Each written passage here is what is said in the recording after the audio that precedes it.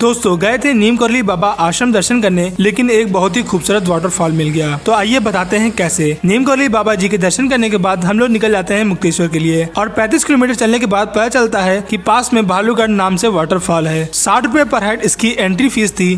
तो ये track around 2 kilometre का था और पूरे फॉरेस्ट एरिया से निकलते हुए हम लोग पहुंच जाते हैं भालूगढ़ वाटरफॉल। दोस्तों यहाँ का नजारा बहुत ही ज्यादा खूबसूरत और देखने लायक था। तो अगर आप कैंची धाम जा रहे हो तो यहाँ पर जरूर आना। तो वीडियो को शेयर कर दो और फॉलो करना ना भूलना।